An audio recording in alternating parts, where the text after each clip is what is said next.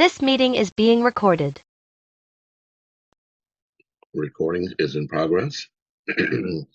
Ambassador James, we're going to have a very brief introduction this morning. I'm going to allow you to introduce WHOPE, and then we'll allow the sharing of your video. Just to give a station identification, this is Andrew Williams Jr. Thank you all for joining us this morning or afternoon, depending on where you are.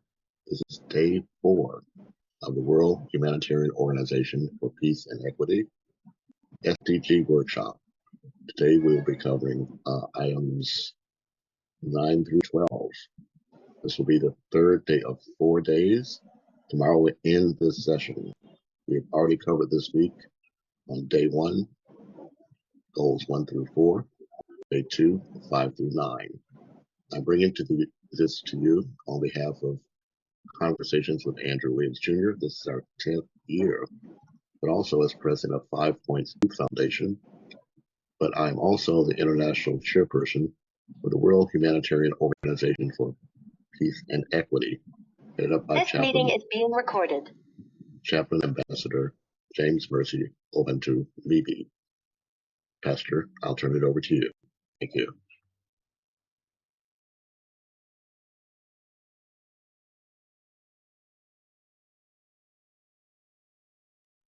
Thank you, Your Excellency, Andrew Williams Jr., for being there for us and hosting us, Andrew Networks.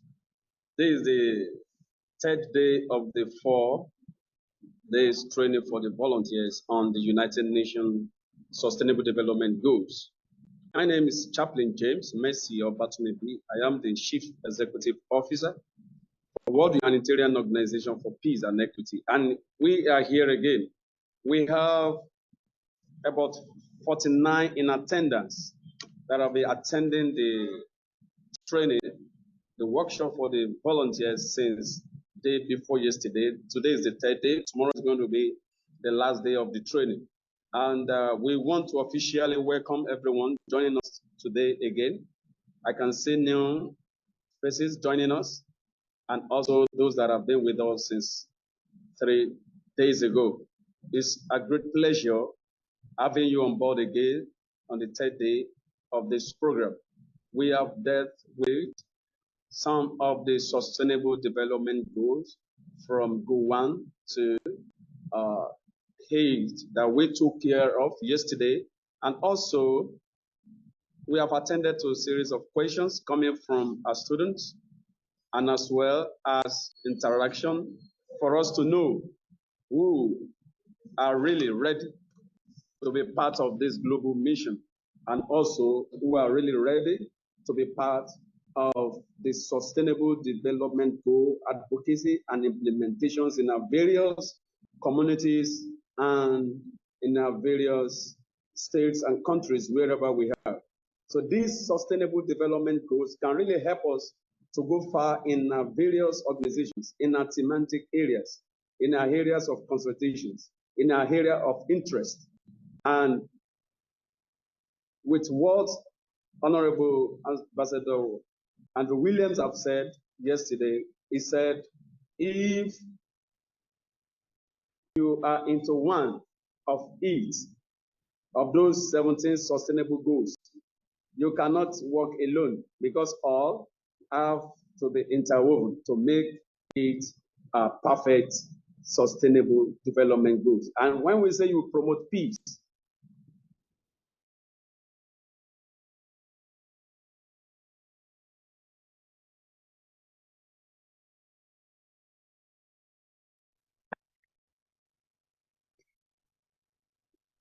Well, it sounds as if Ambassador James has frozen briefly. So I'm going to allow him a few moments to come back and complete his presentation. In the meantime, I'm going to go to our 5 here. So now, okay, go ahead. Ambassador James, you're at frozen, so please pick up where you were before. Thank you. So I don't know what really happened there. We couldn't hear you. Today, this is the 10 days. Can you hear me now? Yes. Yeah. Today is the third day, so ready This to meeting is being recorded. be ready to have more today. And stay tuned as His Excellency Ambassador Williams Jr. will be taking us in the day 3 of this program. And do not forget, Ambassador Andrew Williams Jr. is the chairperson for the advisory board of World Humanitarian Organization for Peace and Equity. So he's a bona fide member and a member of the governing council of this organization. So whenever he talks about WHOPE, you should understand that he is a chairperson and he understands more about what the organization stands for. So please stay tuned and enjoy. In some hours more, we are going to call the attendance to be sure of all those that are participating in the day 3 of this program. So thank you for joining us once again. So over to you, Your Excellency. Please, as he will be taking us, we want us to be alive, to understand what he's talking about. And if you have any question, drop it in the box for us to go through and to be able to give you the appropriate answer to your question. If possible, it is good for your camera to be on to show the liveliness in the program. So thank you for staying tuned and being with us. Over to you, Your Excellency Andrew Williams Jr. Thank you, Pastor James, but you have asked for a video to be shown. Is that what you want done now? Not now, because the guest we invited to talk about it is not yet available. So we are going to go about that when it is about 3:30. So, or now. So let's go ahead with that. Show yourself. Okay, thank you very much. I am going to share my screen. Unfortunately, I'm using 2 devices, so I'm not able to share the sound, but I believe this will be important enough for you to follow along, and this will give you a background on where we are and why we're here. Just a moment, please.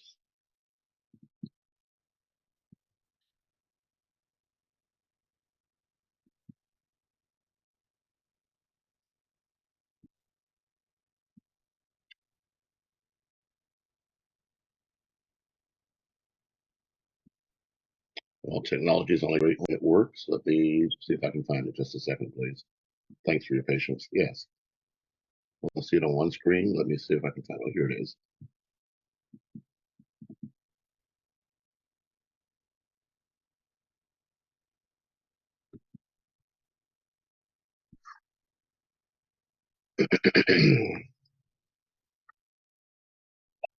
Well, I'll read it along so that you can actually hear it. But these are the 17 Sustainable Development Goals. And this is the work that we have to do. Everyone has to put their work in to achieve these Sustainable Development Goals, as Pastor James says. This is a very brief 1-minute video that shows this list of goals that are being spread around the world. And it shows some of the challenges that we're facing. A lot of these photos, these pictures, make very familiar to you because they deal with death and disaster and the situation that our world is experiencing as we move towards this decade of action to deliver on the Sustainable Development Goals. This is very important because this is an outreach to each of you to understand that we can take action. It's not up to the governments. It's not up to our businesses. It's up to each and every one of us to be able to make the change or be the change that we want to see.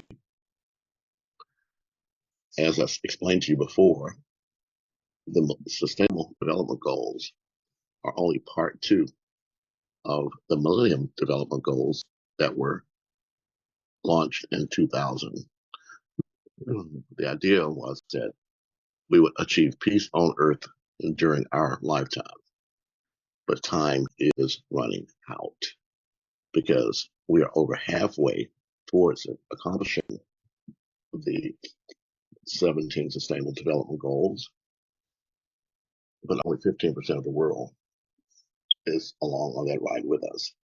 So it's up to each one of us as individuals, as family members, and as leaders of our organizations to do what we can to move that forward.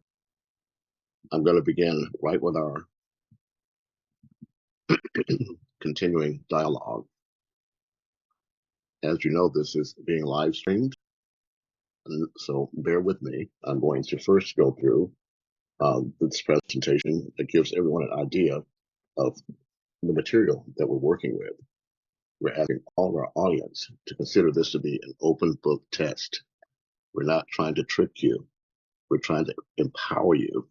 And we want to give you the tools that allow you to empower everyone in your network. I'll be providing this to Pastor James. Everyone whose email address we have will receive a copy of this publication.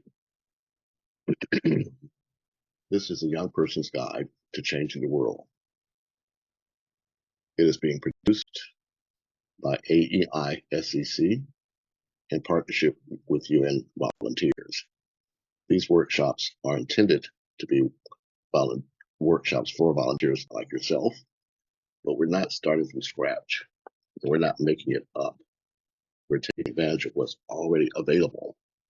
This guide is focused on the youth. There's a project called Youth for Global Goals that was headed up by AESIC, but you can see also that it's available for organizations. This guide will tell you a little bit about it, much of what you've just already heard. In September 2015, world leaders committed to the global goals for sustainable development. 17 goals to achieve 3 extraordinary things by 2030, from ending extreme poverty to fighting inequality and injustice to tackling climate change. There are everyday actions that we can all start to become more sustainable for a better world. As I said, this publication is produced by AEISEC, Youth for Global Goals, and UN volunteers. You can find this information again on the internet. We're not hiding it. It's available to you. I chose this particular curriculum because they believe that youth is an important player to achieve the global goals. In the case of Africa, it's also important that you understand that what we call now the Sustainable Development Goals were developed with a primary input from the continent of Africa. In 2012, Madam Zuma, as you may know, articulated what's now known as Agenda 2063. However, the majority of that work done by the Africans was put together in a publication called the Common African Position on the Post-Millennial Development Goals. That was published early in 2015, and later that year, the Sustainable Development Goals were launched. So all of you here from Africa have a very important role to play. This is important not just for you individually, but for the entire world. So the guideline here is to take responsibility for doing it yourself. We're not depending on anyone else. We're going to do it ourselves, engage our family and friends to do it with us. And we can mobilize our entire community using the same tools. If you can't measure it, it doesn't count. So for organizations, there are several ways for you to take advantage of this tool in front of you right now. This provides examples for businesses, non-governmental organizations, and educational institutions. Because keep in mind, even though you are a quote nonprofit, you're still a business. So you must function at the same level as businesses do. Also, schools and educational institutions are businesses. So it's up to you, no matter where you are, to put these tools to use. For example, as this list shows you, businesses can include corporate volunteering.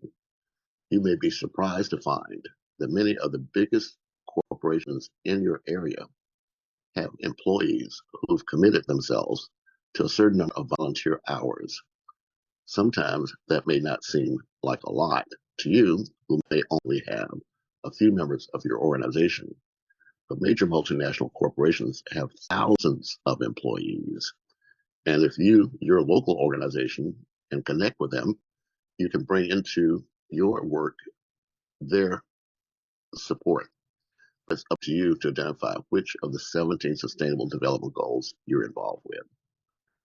For NGOs, you can have internal campaigns, you can inform your network, and then you can include in your projects or initiatives a description of which of the 17 Sustainable Development Goals your work involves. The same thing is true for educational institutions. They can educate their students about the Sustainable Development Goals, because ultimately it will be our institutions, educational institutions, that provide the training for our children to then use for the rest of their lives. We do have examples of actions, one small action at a time to save the world. Earlier this week, we began going through the first of the Sustainable Development Goals, which is no poverty. I'll just walk through these briefly. This guideline gives you an idea of how you can start in your local community to put this to use. The same thing is true for goal number 2, zero hunger. This is also important for those in the agricultural businesses, as well as for those individuals who do their best to provide food to their local community. Goal number 3 is good health and well-being. As you know, this is important not just for our adults and senior citizens, but in particular for our youth. Unfortunately, there are many children that don't live to see their 5th birthday. In the United States, unfortunately, that's due to high infant mortality and high maternal mortality just after birth. But you also find that we have to make sure we have good health throughout the entire lifestyle and lifetime of each individual. This guide provides several ways that you can contribute to that objective. We discussed on Monday quality education, goal 4. There are many of you who are parts of educational institutions, so understand that all these goals are interconnected. So your task is to learn how to educate your own students in the community on each of these goals. Number 5, gender equality.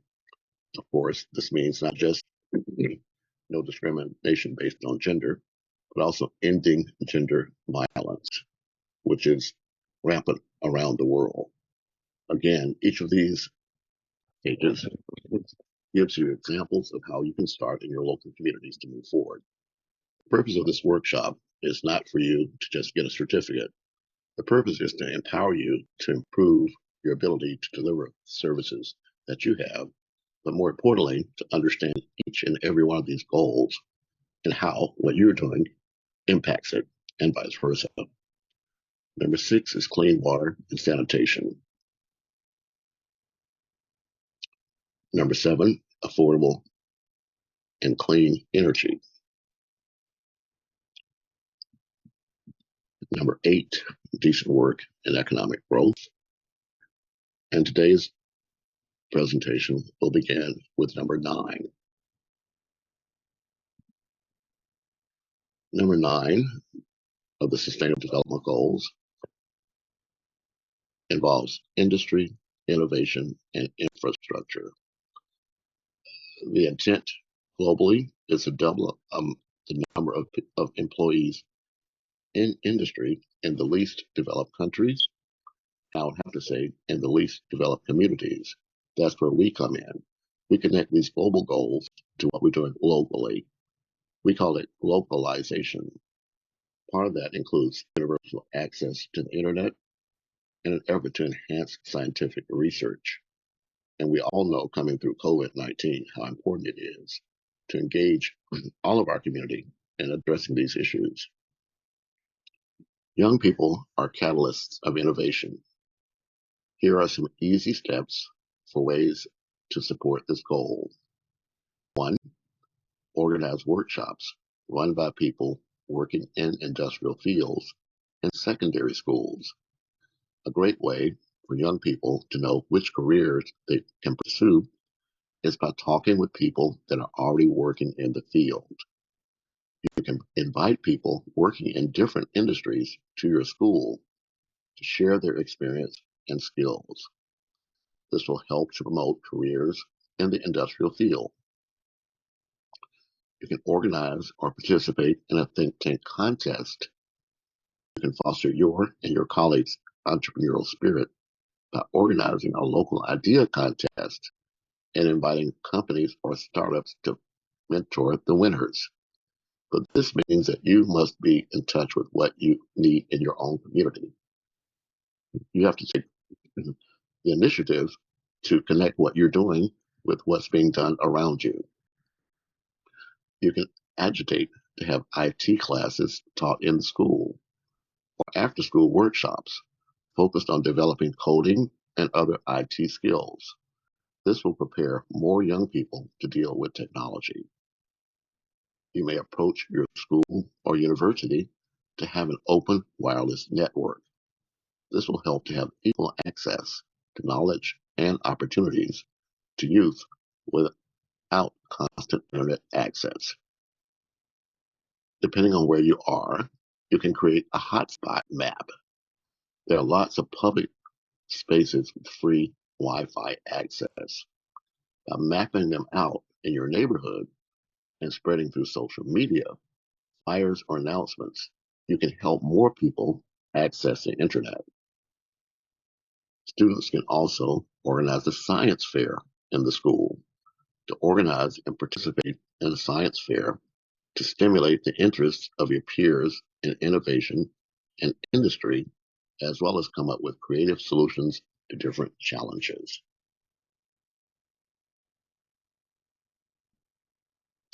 And please, as we go along, if you have comments or questions, please type them in the chat below your name and your organization. And yes, I would like to ask everyone here in the chat to put, when you put your name, also put your organization and the country or city or state that you're joining us with, along with your email information so that we can follow up with you. Thank you. Number 10 is reduced inequalities.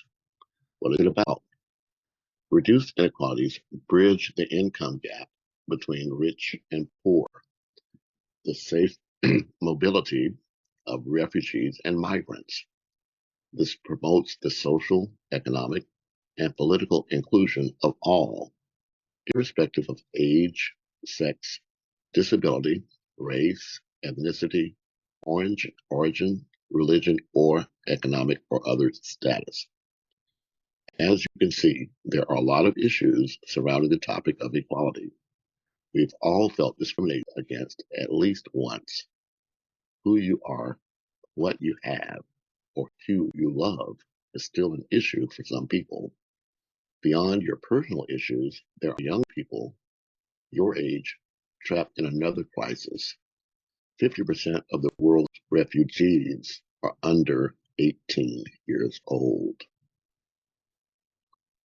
Living in the 21st century, we feel something should be done about this. There are several ways that young people can become involved. Number 1, organize voter registration campaigns. One of the issues contributing to rising inequalities is caused by the lack of representation of minorities and underprivileged groups in government. You can run a voter registration education in these groups to raise their engagement and representation in institutions of power. As you may know, voting rights in the United States are being attacked. The same is true in many parts of the world. But the truth is, unless we register to vote and vote, we have no power at all. You can organize events that address issues affecting minorities. Underprivileged groups and minorities have lack of information about their basic rights. such as human, labor, property ownership rights, making them vulnerable towards growing inequality. Please understand, this does not mean minorities of color. It means minorities of groups. People like myself, I'm disabled. I'm in a minority. I'm also elderly. I am in a minority. In the United States, there are many minority groups. It could be that you're a refugee, they're a minority. So take the idea of color out of your head and put it into other contexts. Everyone can visit local shelters, orphanages, or minority community centers and organize a conversation space to discuss the importance of these rights or volunteer there regularly. You can organize meetings between officials and underrepresented groups, petition meetings with local officials and underrepresented groups to share their opinions and be included as a voice, no matter their age, sex, disability, race, ethnicity, origin, religion, or economic or other status. Support migrants and refugees in your communities. Unfortunately, on the African continent, South Africa has been very open to involving and inviting people from around the continent into the community, but there's been flare-ups recently of what's called xenophobia. It's up to us to recognize that all people are human beings and they have rights, and no matter what else they have all the human rights. We'll address that separately. Consider volunteering in a local refugee camp. Gather or donate appliances, food, clothes needed. You can even organize a language training, cultural induction to your country, skills workshops to make their adaptation easier, and petition your government to assist in contributing to resolving the refugee crisis. Educate yourself and friends about cultural differences. In a globalized world, you need to know and adapt to working with different cultures to make it more inclusive. Spare an hour to read an article about this and discuss with your peers and family about your discoveries. Raise awareness about different religions and cultural heritages. After learning yourself, then organize a range of cultural nights in your community, school, university, or work to eliminate prejudice against different religions and cultures. Give your seat to the ones who need it more. By this small but constant action, you can practice empathy and being more inclusive for people who don't have the same opportunities as you. You can also vote with your dollar. Favor companies that are inclusive. Check lists of companies that are inclusive for different minorities through employment there or their products and spread awareness amongst your friends about it. If your NGO is focused on a particular area, let others in your network have a reason to support what you're trying to get done. Goal number 11, SDG 11, Sustainable Cities and Communities. What is it about? The intent is for every person to have decent housing, the development of sustainable cities and rural settlements, to protect vulnerable communities from disasters, to make sure we provide safe and affordable transport for all, to protect cultural and natural heritage, and provide universal access to public spaces. Why this matters. Having a place to live seems like such a normal thing. However, 128 million people live in slums today, and the number keeps rising. Rising urbanization pressures on fresh water supplies, sewage, the living environment, and public health. Your actions can make cities a better place to live. For those of us in the urban communities, you're asked to sign urban development petitions. I know from my own personal experience in Los Angeles, city planning takes 5 to 10 years in advance.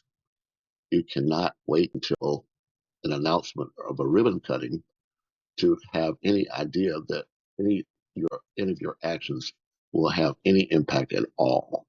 You must be involved with planning activities in your community, which means that you must attend and pay attention to what's being projected for the future, not for tomorrow, but for 5 years down the road. So you can keep yourself updated about the developments in the public areas.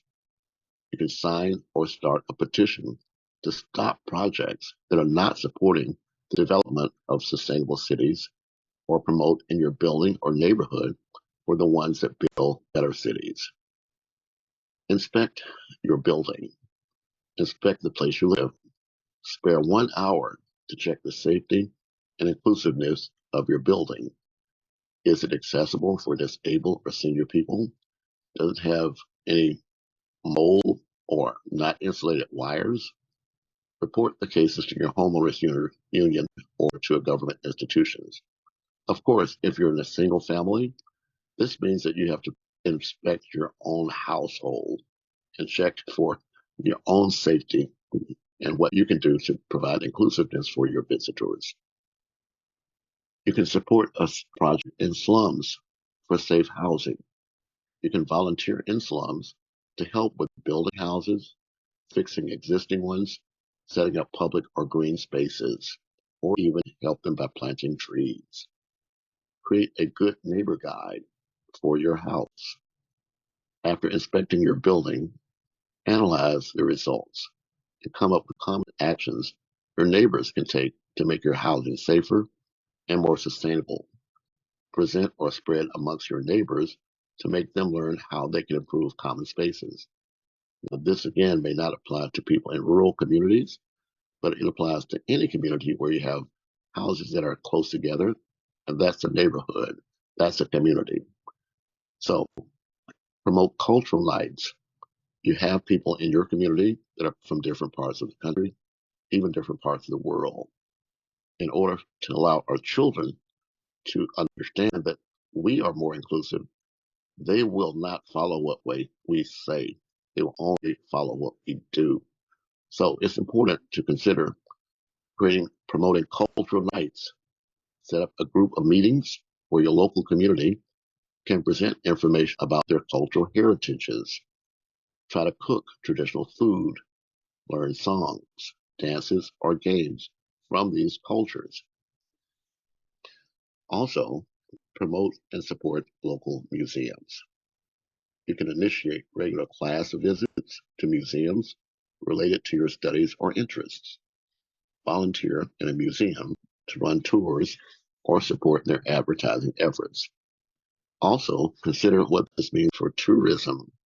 It's important that you know in your own community where these activities are so that you can better inform visitors to ensure that you're bringing money into your community to help support your cultural interests. Commute in a sustainable way. There are so many options available, at least to those in urban communities. Carpool, bike, walk, or use public transportation. All of them make your city more sustainable. In the cases of rural communities, it's important for you to consider pooling your resources together so that your community can have access to a wider range of transportation options. You may even want to think about forming a cooperative where local members all pitch in together to be able to get one vehicle or increase the size of the available vehicles so that everyone can travel at once instead of everyone traveling alone. The next step is to raise awareness about disaster points and how to help. Use social media to alert and spread awareness about disasters and needed help. refer to emergency response agencies and institutions to get needed information. Creating a young board of advisors to give advice to the government is something all of us can do to get our children more involved with civic engagement, to make sure their voices are heard. You can create a petition to include the opinion of youth in urban development, create a proposal and propose to the municipality, pitch an idea of the board from young people with tangible ideas about city improvements. For those of you that are part of a traditional village or traditional chieftain, these same things will apply to the leaders in your own community. It's up to you to translate what I'm saying to you that may apply on a global basis to what you yourself personally experience. That's part of the intended outcome of this effort. Take care of public spaces. Start yourself and inspire others to contribute to better public spaces. Water the greenery, trim and plant trees, renovate sports areas and playgrounds, organize a cleanup, etc. And this last may be even more important. When you organize cleanups in your own area, then you make your area more attractive to invite tourists and others to visit your area. Create new spaces. Set a project with your classmates to create new spaces for sports, rest, or community interaction. You can make a crowdsourcing campaign to get funding and engage volunteers from nearby neighborhoods.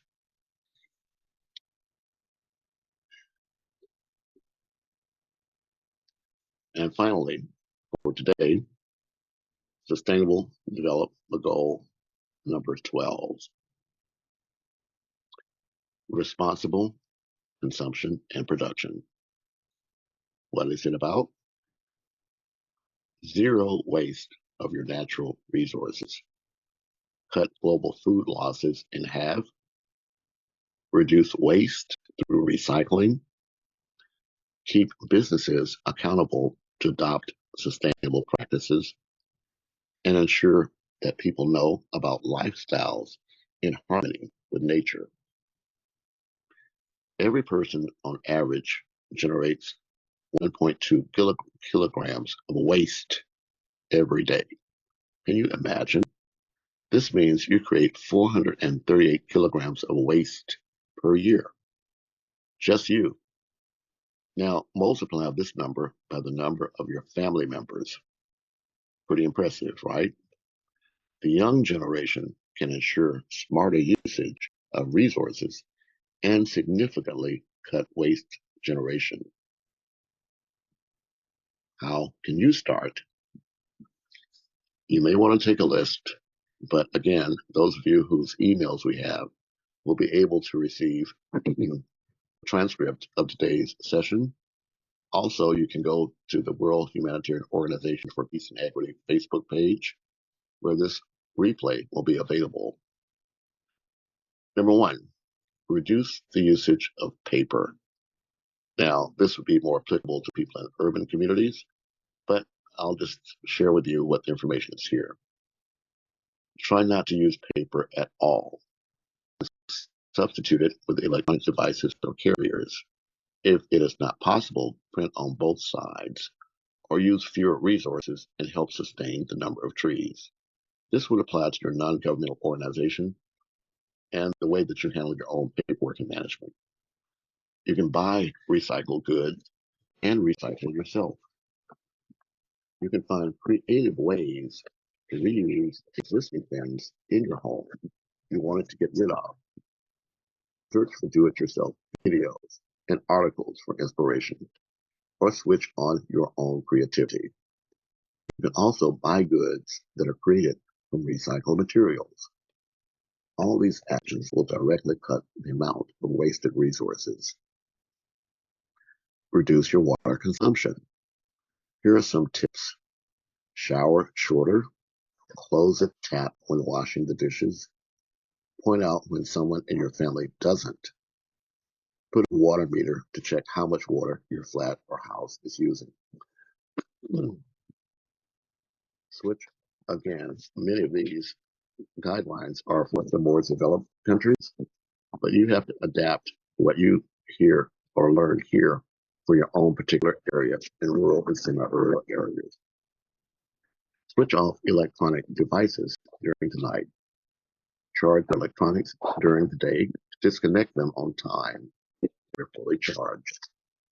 Keep an eye on other devices that you're not using at night, such as lights, air conditioner, etc., to switch them off before sleeping. If you're a driver, keep your car tires inflated. Sounds simple, but this can help to reduce gas consumption, so check for more information about it. You can download and use food sharing applications, again, for those in urban communities. You can download apps for different locations to donate your leftover food and decrease the amount of food waste in your household. Of course, if you do not have these apps for your particular area, it's up to you to organize and mobilize your local network so that you're quite well aware of where you can either donate or get leftover food to decrease the amount of food waste in the household. Make food planning for grocery shopping and cooking. Spontaneous shopping leads to overspending and buying food that'll be left over later. Create your own routine around this and make lists on your fridge, phone, or notebook to plan out your food for a week. Make sure you cook or order a reasonable amount of food so you don't have to throw it away later. Again, this would apply to any community. Make plans for your meals. Make sure they're healthy. When you have the opportunity, buy in zero waste shops. Search for package-free zero waste shops nearby you and check how shopping there can help to reduce the amount of plastic, paper, and other materials used for packaging.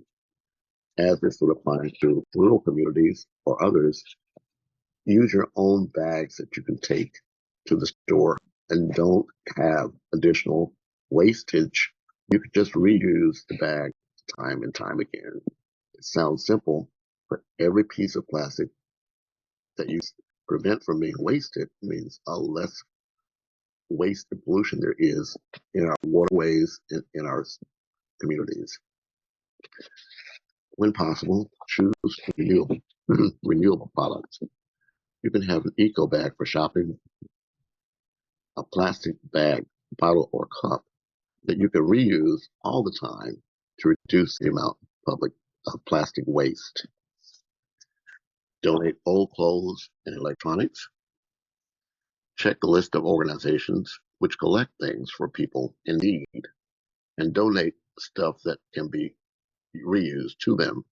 This will lead to less consumption and impact on the environment. Make your own gifts. Be creative and make recycled gifts to your friends and family to be more sustainable with resources. Consider running a workshop on reusing and recycling. Come up with a creative workshop to engage your peers with the idea of recycling. You can help to make more people aware of the impact of waste. I apologize. And engage them in a sustainable lifestyle. Set bins to separate the trash in your school or house. Initiate these ideas with schools, universities, or an NGO that is focused on waste management. And of course, if you are an NGO, perhaps you could organize ways that bins can be set up to separate trash around the community in which you live and work, and also to teach others about how to get this done, to spread the word. You can advocate for corporate responsibility in reducing pollution and environmental impact. You can join petitions and campaigns calling out not sustainable businesses. You can choose and buy products from organizations that appear on various sustainability lists. Or, of course, you can create your own lists. You may want to also consider eating vegetarian. Try to consciously reduce the amount of meat consumption. The meat industry creates a huge waste of water, resources, and pollution. If you're in the school, you may want to convince your school authorities to make one day fully vegetarian in a canteen. Again, if you're a non-governmental organization, you could take this on as an issue that you can spread to local schools and other businesses. That ends today's review of those 4 goals and objectives. However, I will walk you through a preview of tomorrow's activities. In the chat, now's the time for you to put any questions or comments. Once I complete the remaining goals, then we'll open up the floor for any questions or comments. And then we have additional presentations after that. Tomorrow, we'll deal with SDG 13, climate action.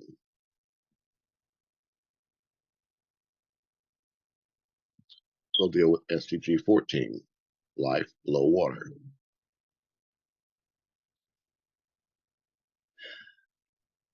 We'll deal with SDG 15, life on land.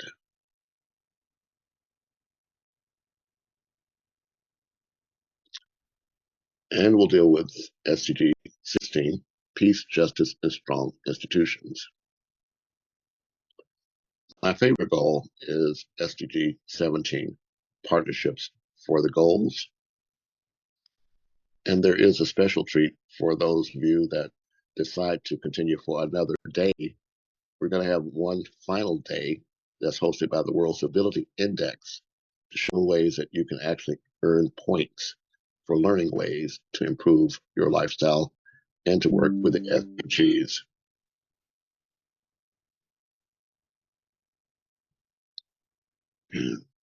So, Pastor James, I want to thank you for this opportunity to provide this part of today's session. I am struggling with my technology, so I can be able to end this presentation. Give me just a moment, please. As I said, technology is only great when it works. Okay. You have done well, Your Excellency. Thank you, Ambassador Andrew Williams Jr., for another beautiful day, the day 3 of this program. I think we should ask questions from the students.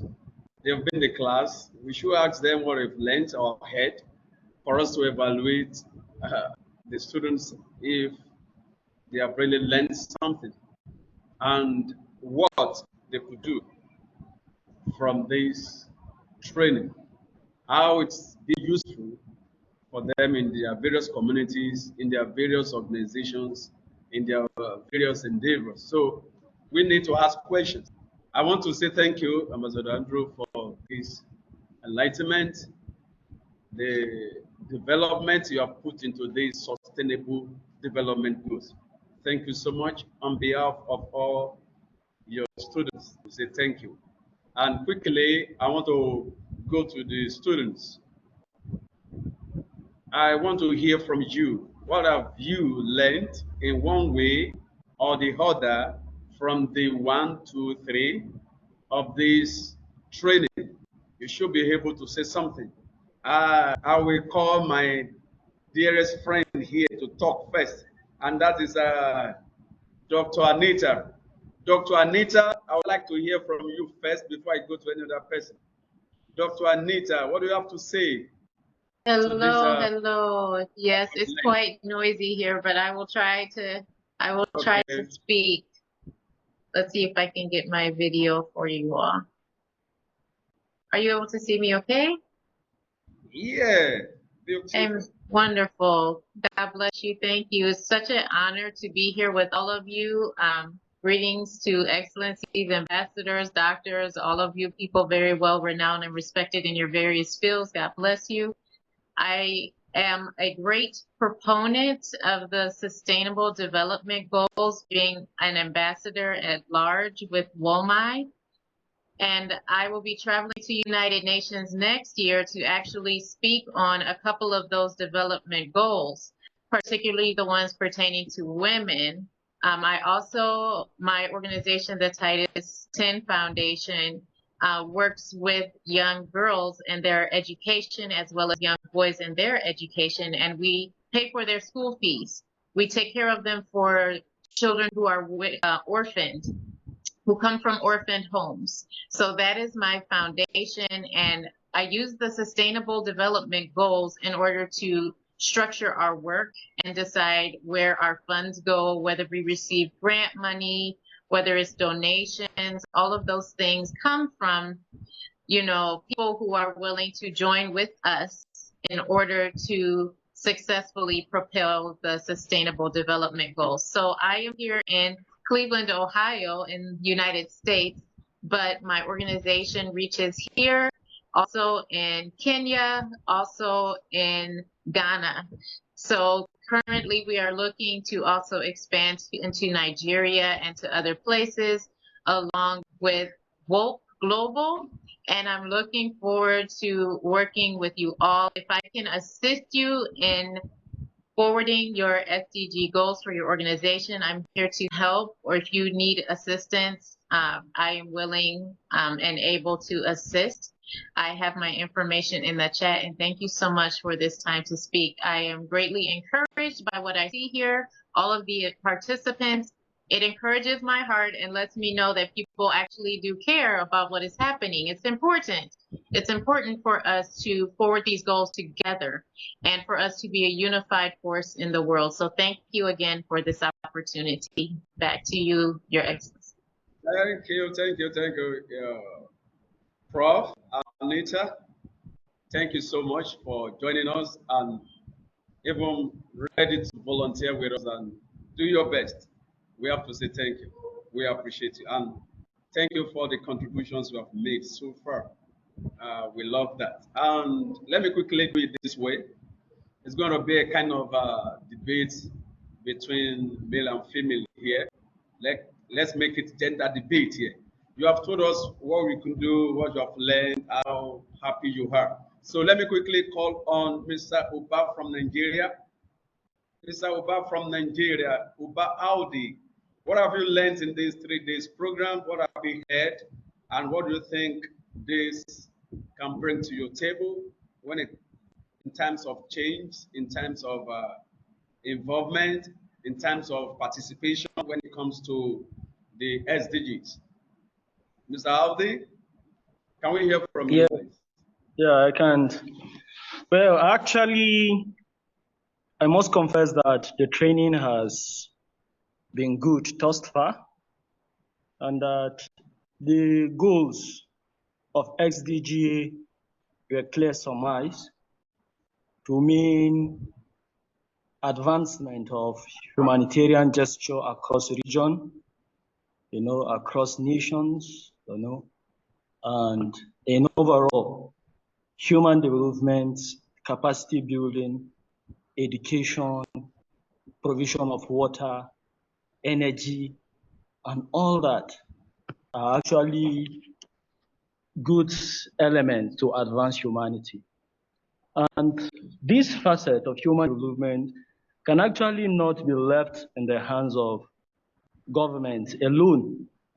Hence the need for organizations like this to advance the cause of humanity from these directions, looking at from the views, from the teachings we have learned thus far.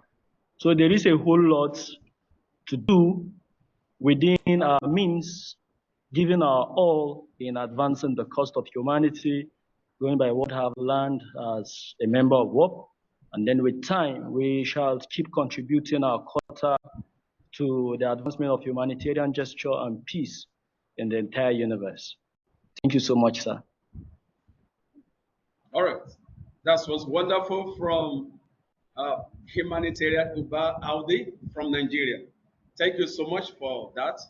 And let me quickly call Winnie Newamanya. I don't know the country you are joining us from. Just pronounce the name properly. Tell us where you are joining us from. So we'd like to hear from you. What have you learned today and I think today is your first day in this program. Winnie, can we hear from you? What have you learned today? What are you set to do?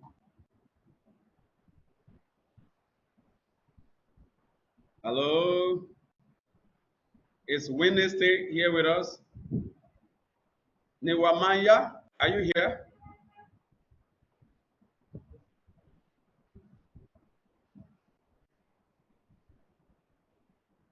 Is still here with us. Winnie? Oh, wow. Maybe she ran away. Okay. Voluntarily, is there any lady in the house that can talk to us right now? Or you still want me to mention another woman's name? Yeah, I can see WR, which I don't know the meaning. Elizabeth. I think this is from Nigeria too. Elizabeth. Elizabeth.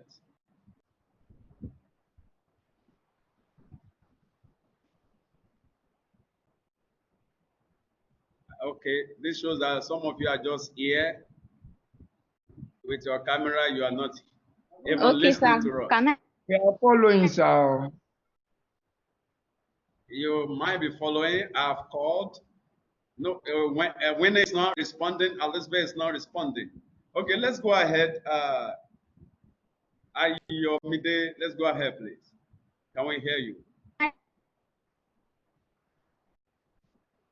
Go ahead, please.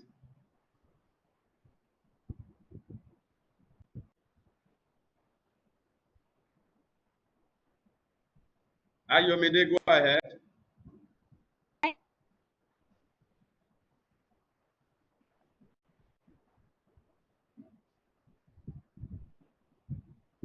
I think her network is breaking. I think that's happening. What's happening? Okay, let me quickly go to another female in the house before we call our guest to talk. Peace, are you here? Peace. Unamaze, are you here with us? Peace. Peace, Unamaze, are you here with us?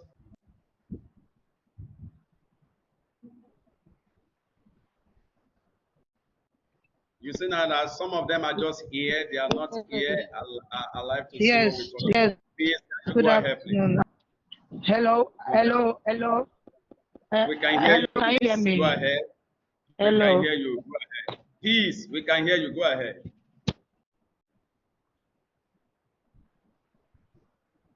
Hello, Peace. They just muted themselves, James. Peace, can you unmute yourself and talk to us? Peace, can you unmute yourself? Try to unmute yourself and talk to us. Peace. Go ahead if you can hear me.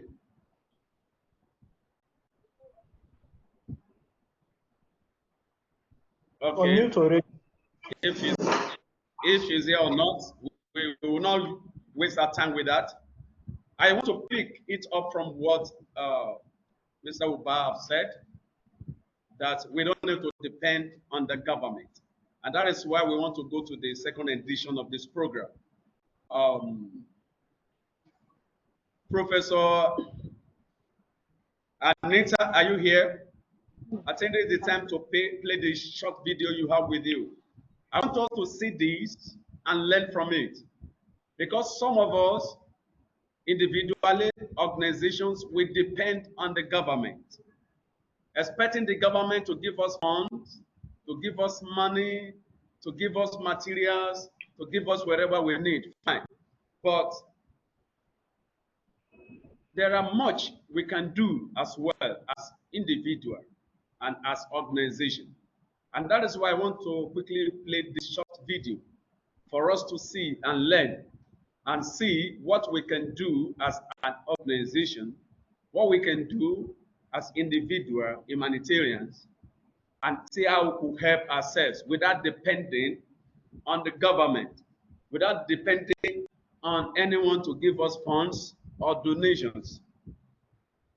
We have the potential in one way or the other to help ourselves.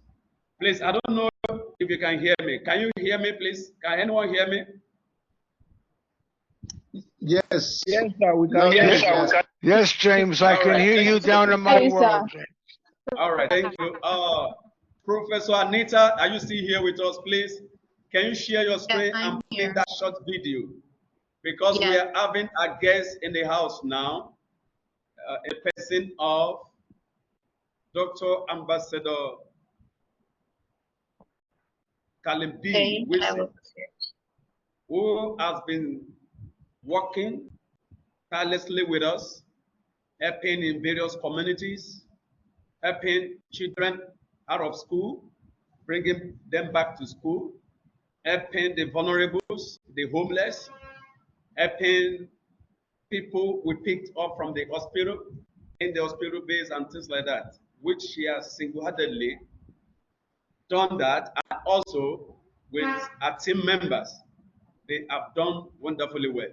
And because of her, that's where we want to share this short video. And I will allow her to talk briefly about it, on how we could do our best without depending on the government. So please, can we share the video?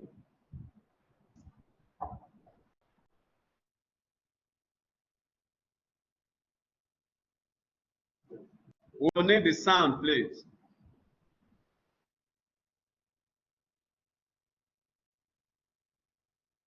Okay, one moment. Yeah, we'll need the sound.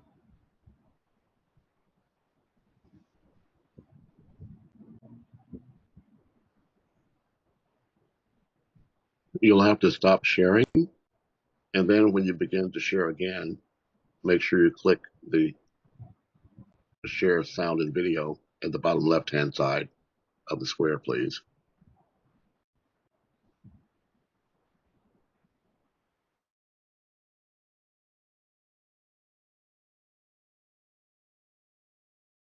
Okay, I found it. One moment.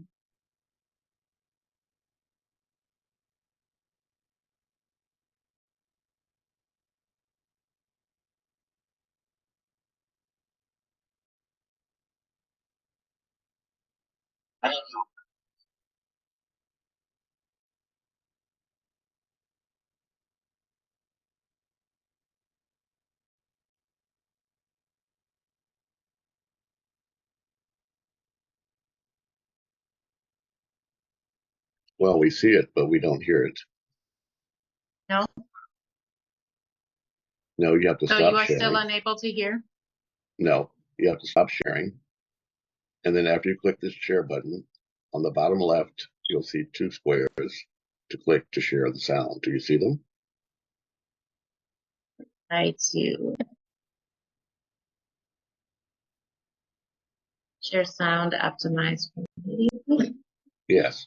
Let's try this Thank you. once more. Many of you have heard of David Goggins, often called the toughest man alive. But what have I said? That this woman, a former stewardess... Oh, you'll have to stop again because your screen is blanked out. There's something covering your entire screen. So Okay. unfortunately, you'll have to minimize whatever that is.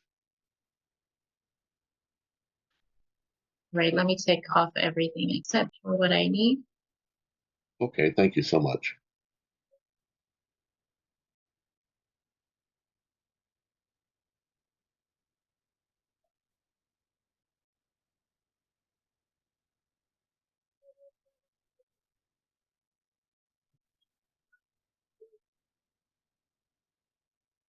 Are you able to see this now? No, there is something that's blank covering your entire screen. We don't see anything now. Okay, it must be an overlay. Forgive me one moment. Thank you.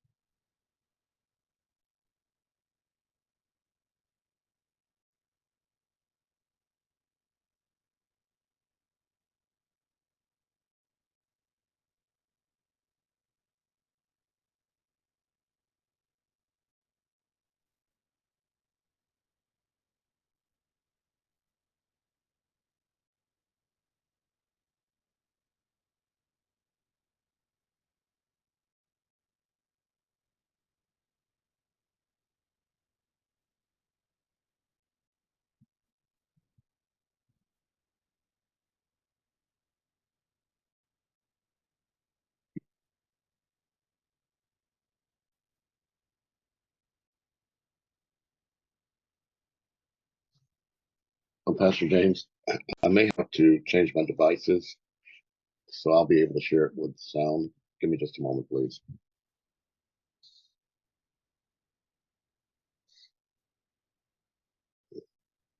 Okay. Okay, let's quickly see what it is today.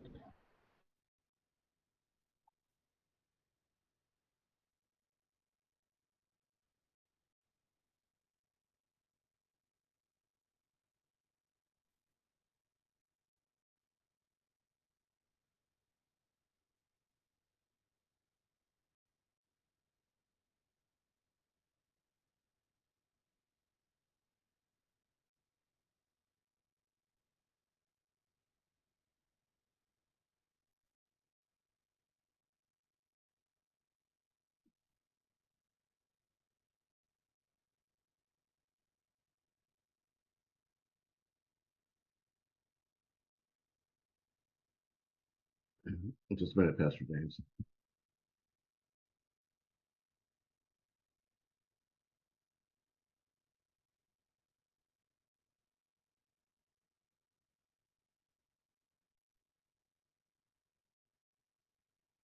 Many of you have heard of David Goggins, often called the toughest man alive. But what if I said that this woman, a former stewardess on Emirates Airlines, is tougher than David Goggins and has proven that her body can do things far more intense than Goggins?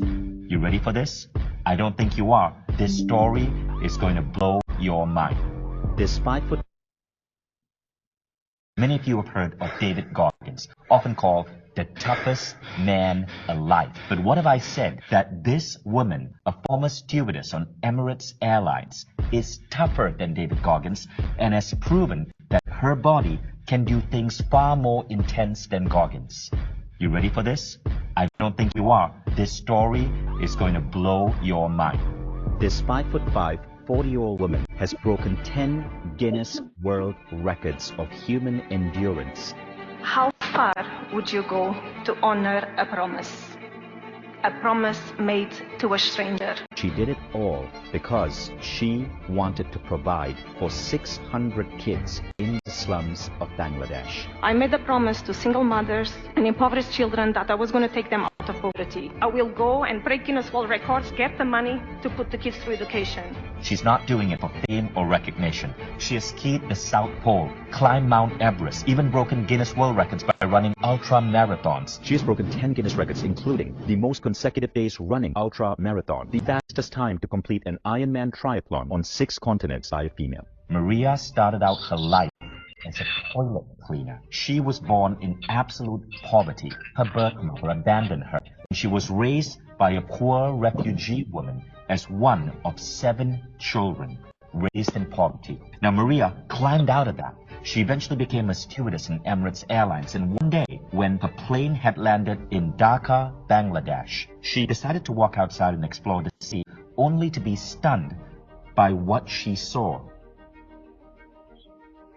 You see, Dhaka is a city with 50,000 slums, and millions of people live in abject poverty. I always thought I had grown in a very humble background, but I didn't know what was poverty until I was in the slums of Bangladesh. Most people, when they go to third world countries, all they see is poverty. All I could see was so much potential going to waste. So what did I do? I met 101 families, and I promised 600 children I was going to take them out of poverty. I started with 39 kids, 98, 200, 600. I'm going to be honest, I had no idea how to help them. But if Christina, a poor refugee woman from Angola, she could take care of me, I could take care of these kids in Bangladesh. This woman seems to be defying the laws of biology, because who would think that a woman with no experience in athletics could do all of this? She's just a woman who wants to fund the education of these slum children. Someone told me, Maria, if you want to raise that amount of money, you have to do something worldwide. So I started to run marathons and break Guinness World Records. When we put Maria on stage at our event in Dubai, there was not a dry eye in the room. I never did sports in my life. I didn't know what I was getting myself into it. And the only sport I was doing up to that point was walking from the galley to the cabin to serve you. Would you like tea? Would you like coffee? hardly an athlete, but I thought an athlete is not an athlete when he was born. I will transform myself into an athlete. People, they often ask me, Maria, what was the hardest thing you ever did in your life? Was it the North Pole? Was the freaking cold the English Channel? Was it the South Pole? Was the Ironman? What was it? The hardest thing I ever done in my life was to honor a promise I've made in 2005 to 101 single moms living in the slums of Bangladesh. There on that stage in Dubai, she invited 30 kids to join her. These were 30 out of the 600 kids she's supporting. And this is what they said about her. My name is Chadni, 16 years old from Bangladesh. Today I wouldn't be here if it wasn't for Maria, our mom. I would have been married and be a mother of honor to kids like my mother and grandmother. But I am here today going to school, and in future I will be a doctor. Today my sister is in university in Europe, and my mother is here, and my sister is here. For me and for all of us, she is a fighter who fought for last 18 years to bring us this far in life, and we will make her proud and all of you. Thank you so much, everyone. It was the words of this little girl that caused me to break down on stage.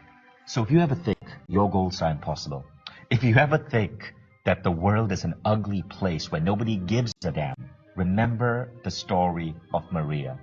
We don't know what we're capable of until we decide to pursue something bigger than ourselves.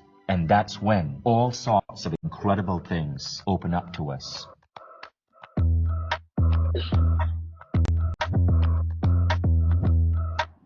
Wow, that's just it. That's just it. Thank you, Ambassador Andrew, for that. And thank you for your support to Prof. Anita. Thank you so much. This is the video we want you to see.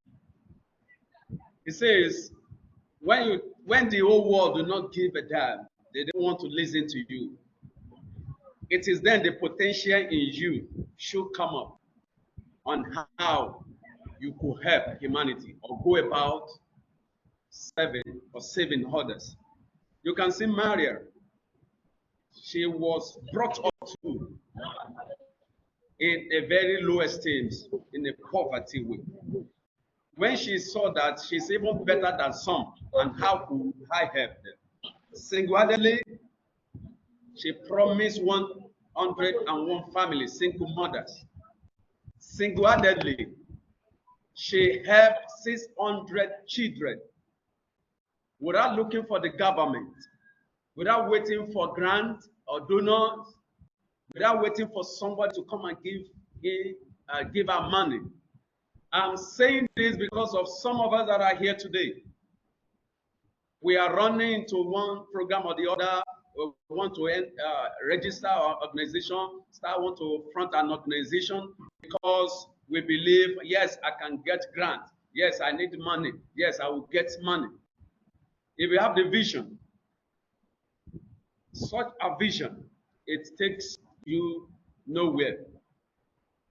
Take example from Maria, who doesn't depend on anyone.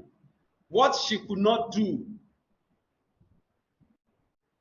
in terms of sport or athletics, but she knew that she could get money from it. She trained herself and she began to do it because she needed money to fulfill a promise which she made to 101 families and 600 children. And she was able to fulfill her promise without looking unto anyone. What NGO are you running now? What are your promises to your community? You can go a long way by not depending on the government to help you.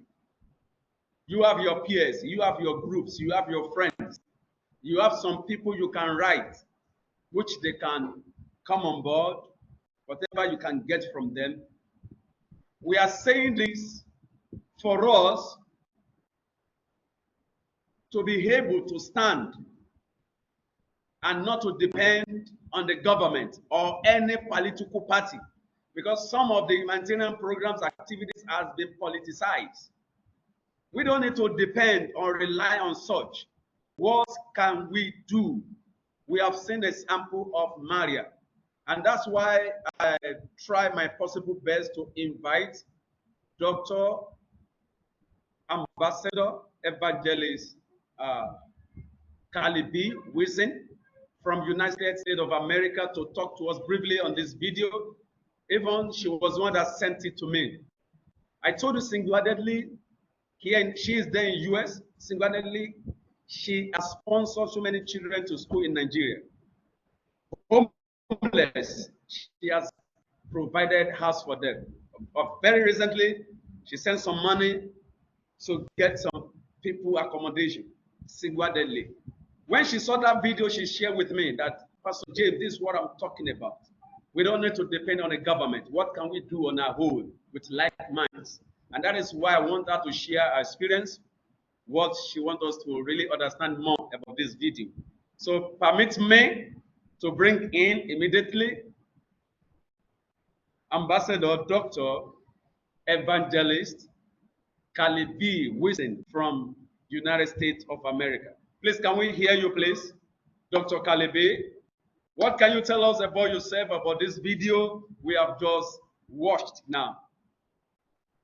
Please kindly unmute yourself. Kindly unmute yourself. Use the yes. Hello? Yes. Can you hear me Thank loud you. and clear? Can hear you. Yes, yes. You're Yes, welcome. yes. Long time, you guys looking beautiful, awesome. How are you? Thank How are you. Nigeria? Yes. Everybody's fine. Thank you. Yes, well, I'm so happy to be here another time because I always love your program. I'm happy to see Reverend Dr. Andrews and Mr. Peter. I don't remember everybody's name, but they are always committed. Very nice gentlemen. Hello, sir. And thank you for your support. You're always a strong tower to Reverend James. And I just want to big you up or give you some spotlight there and everyone that is in the house. Yes, when I saw the video, it related to me doing Don't Wait on Anybody. I remember when I met Chaplain James about 3-4 years ago at some remote event, and people were featuring their charity, what they are doing. And I was looking at a lot of different organizations. And when I saw his video, he was taking up children from the street, children that was raped, children that was burned up, and more. My heart really go out, and God dropped it in my heart that this is the charity I should partner with. And I gave him my word. The moment I came off that, we call and we talk. And as Mary talk about a promise, did you know that a promise should not something you have to write on paper and with paper and pen? It should be a word, it's a contract. When you promise to do something, you must keep your word. That's the contract. And I'm happy today you could tell you guys that I make him a promise. I'm going to partner with his organization. And I kept my promise. And I go beyond and beyond to be a blessing. I started doing my own personal funds. Being an artist, a singer, a motivator, I wear a lot of hats. I'm a, financial coach or whatever. And I start to donate from what I could. And then I start to pull my team together. I have a network of people, around the globe, like in Cayman, Canada, England, Trinidad, all over Jamaica and elsewhere. I have a group where we meet and talk about finance, raise fund, and so on. And I make sure I introduce Chaplain Jane charity to these people.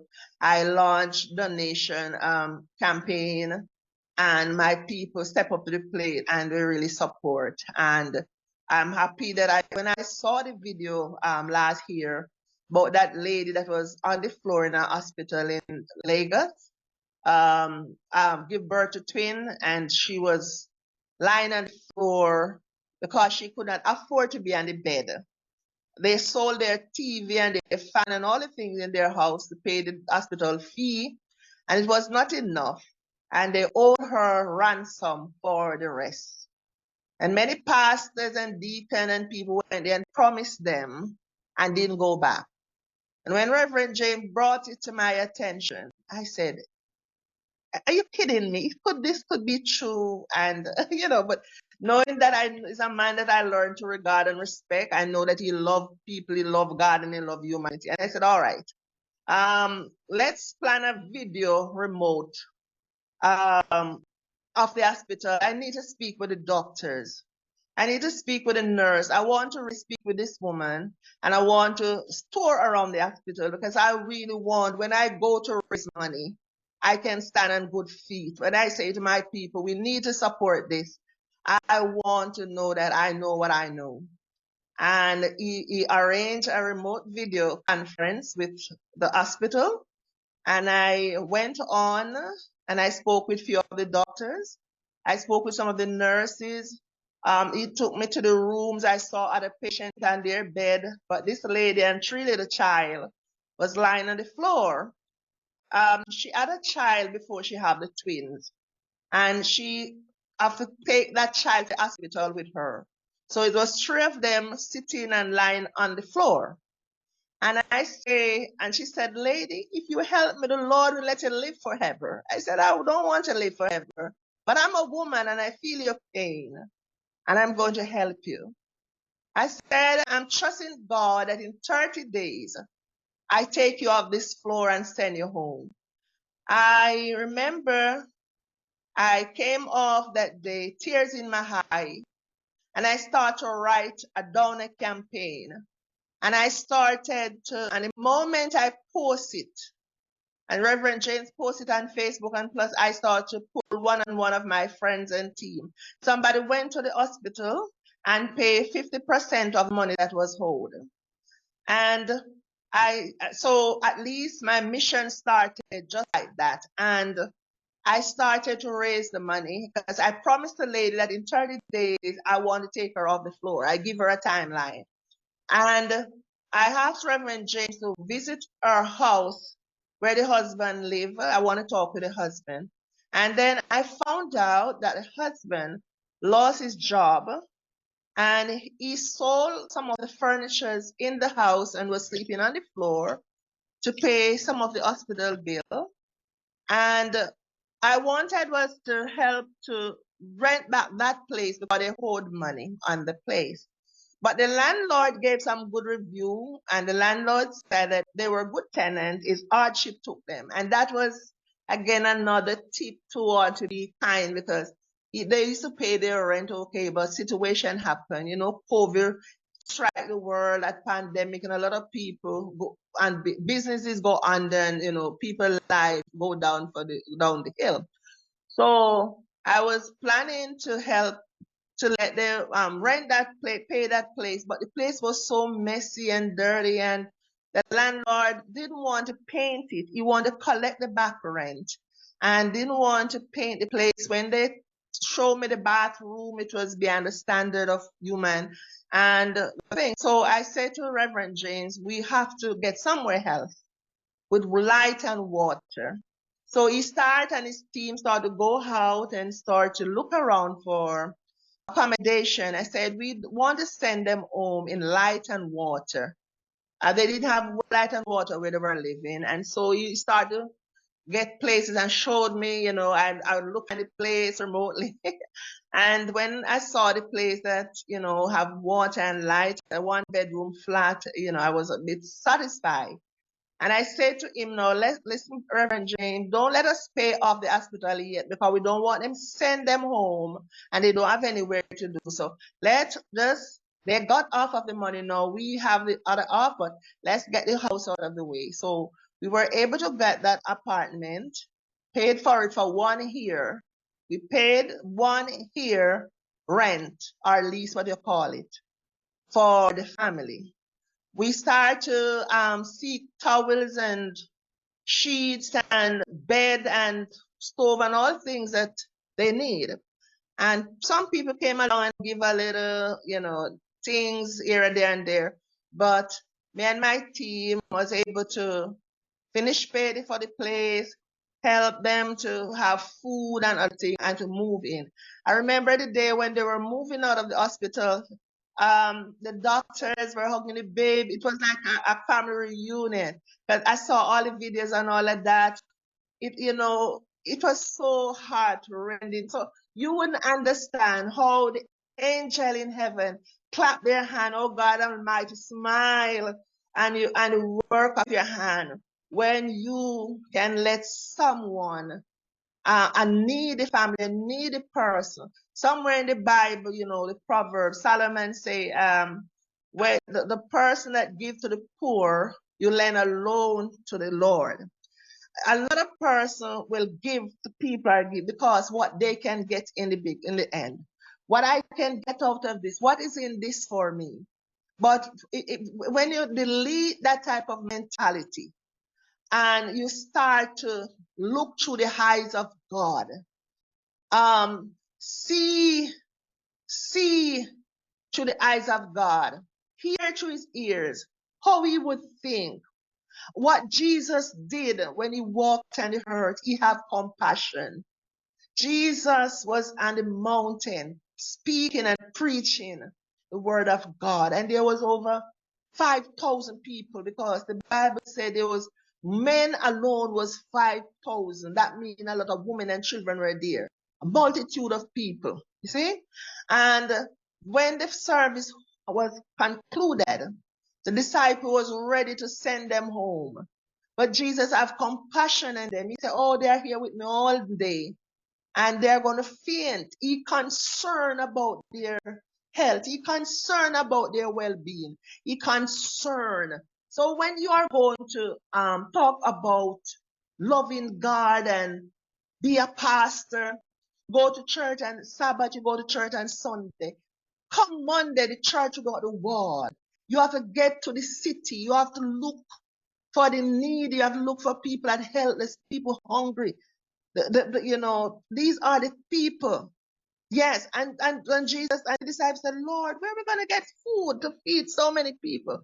Jesus said, put them to sit down. Mary did not have the money when she made the promise. She did not see the first dollar to help 600 children and 110 families. But she made a promise and she made it up in her mind that she was a plane assistant and a plane feeding passenger that could not raise enough money for her to keep her promise. So she started to run and jog and start to launch into a new career. She swapped her career and decided to do something new.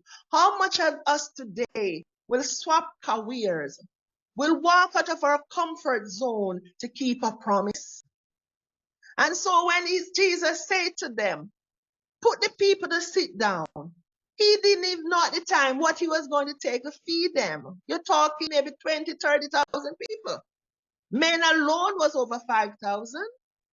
But look at this now. There was a little boy. Oh my God. And my topic today is use what you have. If you have a little, use it. Start with what you have.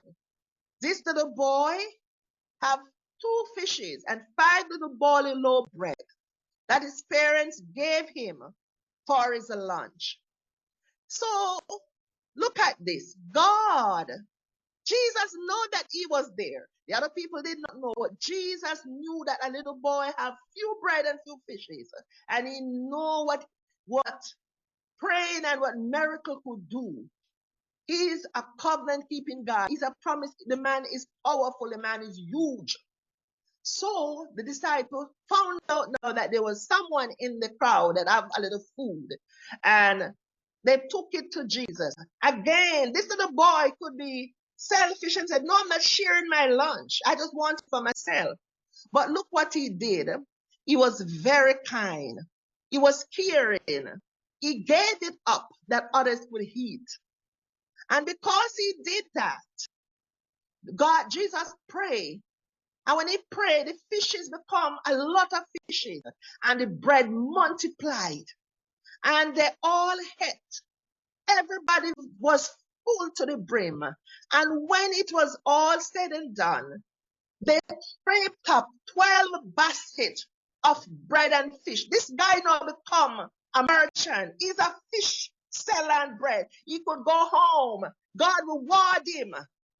God reward him. He went home with 12 baskets. Now his neighbor could come and buy bread and fish. It was not just fragment. God gave him 12 baskets of bread and fish. So when he went home, he had enough bread and fish to soul. He become a merchant. Glory to God. I hope I'm talking to someone today. Because he shared his lunch. Yeah, we're here. We can hear you.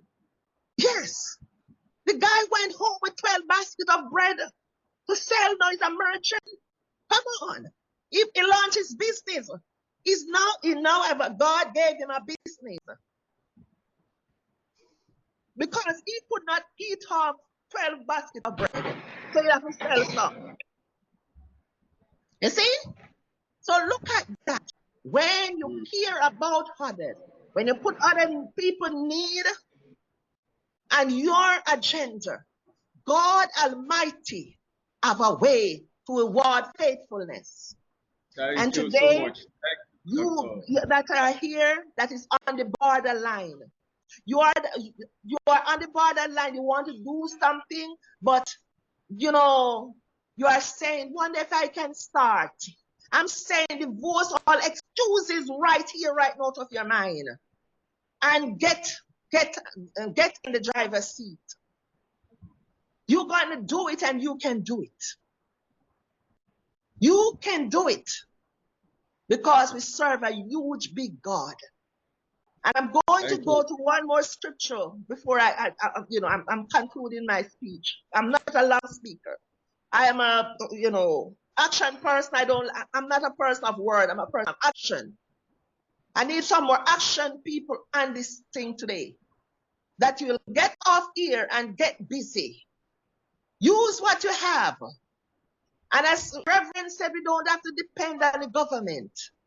Yes, the government should be our strong tower. They should be there to help. But you and I know that the politics take over everything. And if you are not in certain party and you're not, up there and their big shot friends or whatever you call them, they're not going to give the grant or this and that. So the small man will die and the big man must eat. But in God's book, God don't look at that. God look down and he reach down and he'll draw you from the bottom to the top and to the top. And he'll take you from the back to the front. When you try to do, you have an ego, a passion to help others. Life is wasted until we help others. And Jesus say in the scripture, he's going to say to the sheep on the right hand, I was hungry and you feed me. I was naked and you clothed me. I was sick. I was in prison. Lord, when did I see you hungry, sick, and in prison?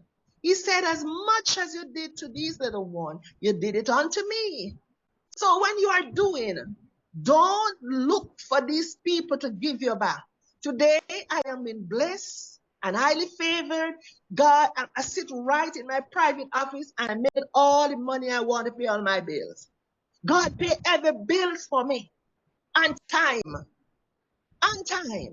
because of the seed that I sow, because of the people that I've helped.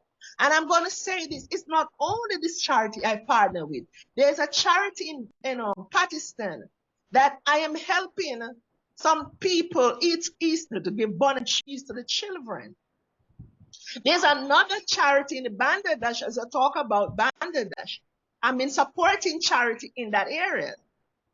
There is a pastor that was a Muslim. And when Muslims become Christian, their family kicked them out. And this guy was kicked out of his family and out of everything. And he wanted to serve the people. And he started his church on the grass. I mean, he did not have the first bench to put the members on. So he would put them on the grass and they would sit on the grass and he teach them. And I'm watching this young man donating way before I meet Reverend James. All this charity, I'm supporting them before I meet Reverend James. And this gentleman, I watch him start to teach on the grass. On the grass was their bench. And he started teaching the children until the parents started to join. And one parent started to come out. And I watched him teach until he bought the first piece of land. Because I'm a donor, share everything. I'm watching everything. And I remember when he lined out the thing to build the church. I see everything. When he was getting married, I watched his wedding and his wife. When he started to have children, I watched all of these. And I watched that guy build a nice church because he had a passion, right? He did not look and say, I could not. He started on the ground. And today you have a beautiful church with AC, nice bench and chairs. And he's still running a lot of orphan villages, helping children. And I could go on and on. When COVID, there was a pastor in your same state, Lagos. He's a friend of mine on Facebook. And he called on me one of the days and said, Coach, we are locked up in the house. Me and my wife and children hungry. Because you know when COVID, people couldn't go to work and church could not keep physical and so on. And God used me to send money a Western Union and to give them food that they didn't die for hungry. And I don't have the time today to tell you. There are packed barrels. I sent to places, food, things. And there was a gentleman who was 70-something, he was sick. And his children wanted to take him to the infirmary. And I said, no. When I found that he was a contractor and something happened to his throat and he was sick. And I rent place and put him and his friend would pay the rent and so on. And he lived 10 years before he died because of this lady talking to you by helping. And I could go on and on. I don't have to know you to be a blessing to you. Because faith is not the thing that you see with your natural eye. The Bible said faith is a substance of things that hope for you don't see. So the things that you're seeing, your friends and your neighbor that you can see is not faith. It's a thing that you're not seeing, but you believe it. And so you can help people anywhere because we are all children of God. Whether you are a white or Chinese or whatever color you have, we are one God children. And we are to come together and help each other. Amen. Wow. Thank you so much. Thank you, Dr. Kali. I know you have gone in the spirit. We have been praying to God for you to at least come down from the spirit. So we want to say thank you for what you have done and the level, spiritual level you have taken us. And as you were talking, I see some typing, saying, following you in the spirit as well. And this is a blessing to everyone who understands this mystery, that it is when you bless others, multiple blessings come to you. And you do not wait for somebody to give you something before you can give someone else something. In that manner, there's no reward, there's no gain. Waiting for somebody to give you something and you're able to give to somebody. You should be able to give something out of what you have. Yeah. And that is where you are having the blessing. So we have to say thank you for your contribution, for your support, for the kind of humanitarian heart of God you have been showing. I am a living testimony for those you have helped back to school, those you have given homes, the homeless, the ones you have clothed, the hungers you have fed. I don't know of other countries, but I know of Nigeria and Africa. I know those you have helped through our organization. On their behalf, I say thank you, and God will continue to bless you more. We don't even need to pray for you because helpfulness is the greatest prayer anyone can offer. Helpfulness is the greatest prayer anyone can offer. So in as much you are engaged in such, you have multiple blessings. And in as much any one of them prays to God, God will surely hear that such a prayer in that time of agony or in that time of happiness. So thank you so much. We don't have much time again. we would have allowed you to talk for the whole day, but time do not permit us. So thank you, Dr. Kalibi, for joining us. I just quickly want Dr. Ambassador to measure to talk briefly. Walker. Dr. Walker, can we just hear you briefly? I have seen your message. We'll talk briefly after the program. Please, can I just hear you talk briefly just for 1 or 2 minutes before we call it a wonderful day in this program? Dr. Tomesha Walker.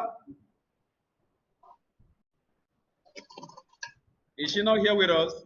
You told us yesterday in your message about 2, 3, 4, 5 sustainable development goals your organization belongs, and where or the area you have been working. Can we hear from you? Yes. Dr. Walker?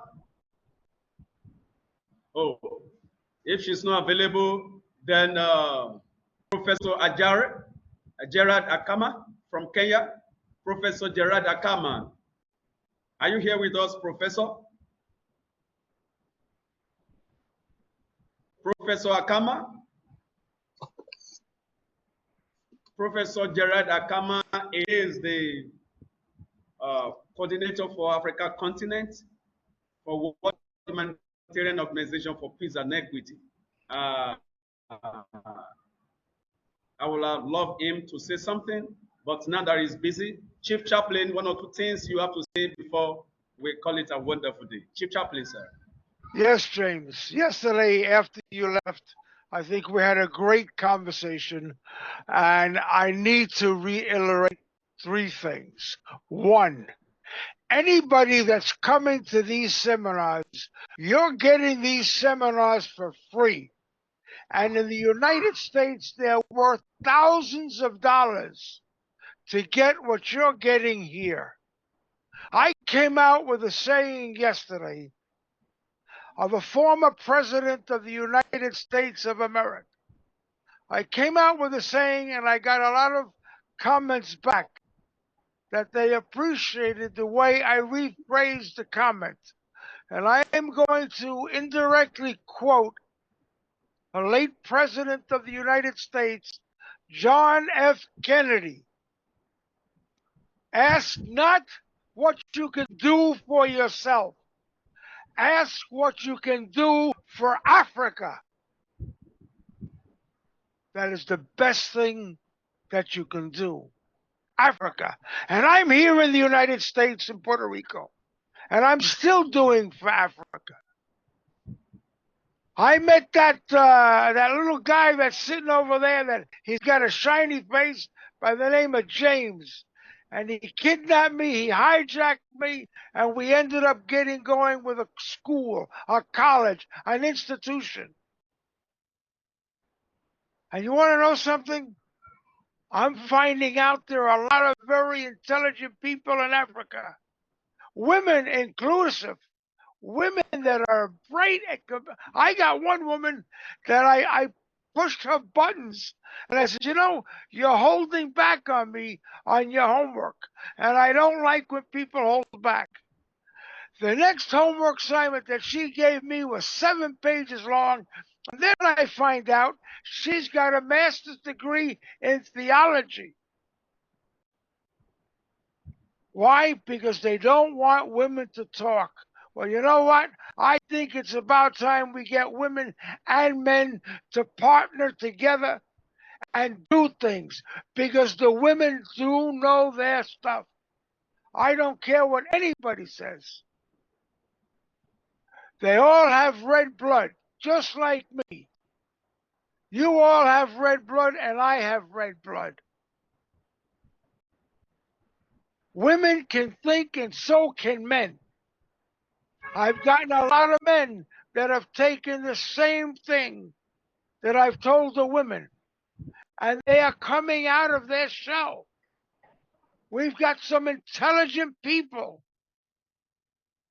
We have got a resource in Africa second to none of intelligence, but nobody wants to help Africa. It's time to get off your rear end and help. Do something. I'm paying back for what I got in life. I'm 74 years old and I'm still volunteering. I volunteer. You can get your friends and your neighbors to volunteer. You can do so much for your own country, because if you're waiting for your own country to help you, you won't get to first base. You won't even get around the corner because they want it for themselves. You've got to take action. And let me tell you something, between Andrew, James, and the other speakers in here in the last 2 days that I've heard, fantastic. That is talent. That is education. Don't waste it, people. Help rebuild in Africa like there is no other. Show the people. And Andrews came out with something before about voting. Well, let me tell you something. If you don't vote, you can't complain against the administration that's doing or not doing what they should be. You need to go out and vote. And I don't care what party you vote for. I'm not getting involved in politics. I'm just telling, if you don't vote, then you got no say. You got no right to say nothing. You got to get out there and vote. Register to vote. And James, this is fantastic. I see what I have been missing for some time. Thank God yesterday, before I got in here, I got my internet back. Even here in Puerto Rico, United States of America, we have problems with the power and electricity and so forth. But I got it back. God bless you all. And remember, this is a free training. Take advantage of it. Pass it on to others. Share it. Don't try to hold it back for yourself. Share it amongst other people. Thank you. God bless. Back to you, James. This is the first time I haven't talked too much. Back to you. And Pastor James, we do have Jared now from Kenya in the house, and he has limited time availability. So, Pastor Jared, if you could take the floor, show us yourself, and let us hear you. Thank you. Yeah, Thank you. I wanted to say my time is up already because some other sessions are taken up after this session. So our time is up already. Thank Well, you, you may, Andrew Williams. you may have to leave. You may have to leave, but we don't. So go ahead, James. Okay. Bye, James. I'm not leaving. If you want me to leave, I'm not leaving. Okay. If that is the case, yesterday was kind of a network problem, an emergency that came up, but we thank God. God was in perfect control of everything. That is why it's good to be good.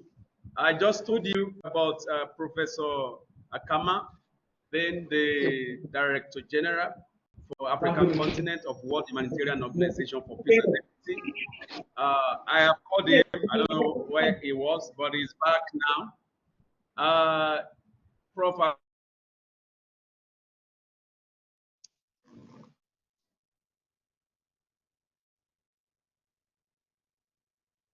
I'm sorry, James. I muted you by mistake, James. You have to unmute yourself, please. Yeah, I've quickly unmuted myself. If I'm permitted, Ambassador Andrew, can I just check them on their attendance again to be sure?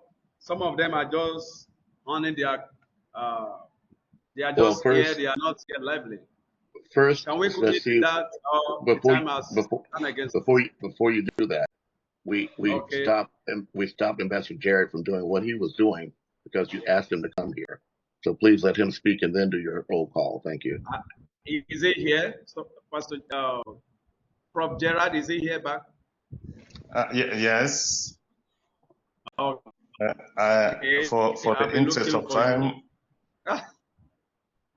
for the interest of time, I don't want to say much, but I want to appreciate the speakers before me, the organizers of this important conference we have had. We should continue having more on this, and the information which we have gotten from here, let us go and share it on the grassroots. And I'm very sure that we will make a difference. I appreciate all. Thank you. Oh, wow, thank you so much. That's quite brief. Thank you so much. I love that. Is to mention around now, Dr. Walker, are you here too? Yes. If you're back, can we hear you? Yeah. Yes. What do you have to say? What do you have to say? What do you have to say? I just want to say thank you very much. I've extremely appreciated this and appreciated the clarity that we have gained on the goals and just understanding the opportunities that are in front of us. This has been just an amazing time to hear and to share and to see what God is doing in each of our lives and each of our groups and organizations. So I'm excited to connect with individuals that are in here. Some people have already reached out, and it is exciting.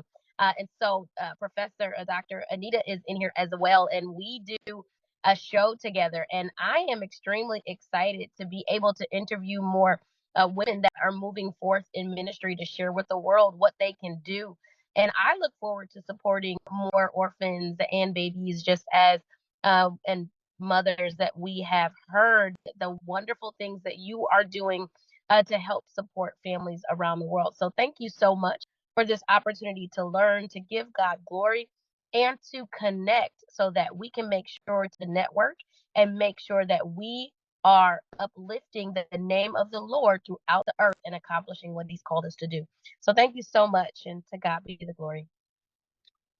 Thank you so much. And Pastor James, I'm motivated to do what I can. What I can do is make this platform available every week at the same time to deal with these sustainable development goals for the rest of the year. If WHOPE is willing, we'll add the number of people that we have. We'll have new information each week. It won't be the same. We're going to make a commitment to continue our collaboration together. So back to you, Pastor James. Thank you so much for your heartfelt sharing with us, and we will have a platform available for you to share it with our platform. Pastor James, back to you. Yeah, thank you so much, Your Excellency. I want to do it this way, Mr. Andrew, because we have other trainings to be done, like human rights, Universal Declaration of Human Rights. If these hours could be reserved or kept for WHOPE and Andrew networks, we have some other programs. But if you want us to still keep on SDGs throughout the year, we can work on that. So we'll discuss on that and know what to do before we share the flyer or invitation or link to volunteers and staff, so for them to know what to do. So we still have some other trainings like fundamental human rights and things like that. That's still going to take about 4 days or 3 days too. So let's see how we could make that happen. Yes, well, the short answer is yes, and the long answer is yes, and the longer answer is yes. But we are going to have this time at least 1 hour each week, each day, each week for the SDGs. We'll make accommodations for everything else, but the sustainable, we're only halfway towards the sustainable development goals. If we don't do it, it won't get done. So back to you. Thank you so much. So we're still going to work on that because we want this to be continuous, to be progressive, and that's how it's going to be. And as Chief Chaplain said yesterday, I wasn't there, I have gone, but I've listened to what really happened in my absence. He has encouraged you all. You are not just coming here, invite others. This is a global vision. We cannot do it alone. That's why we are here. You cannot do it alone. So invite others. There's no problem about that, inviting others to join us in this program. Tomorrow we are having different packaging, and we don't have much time tomorrow because some other groups will be using this link as well tomorrow.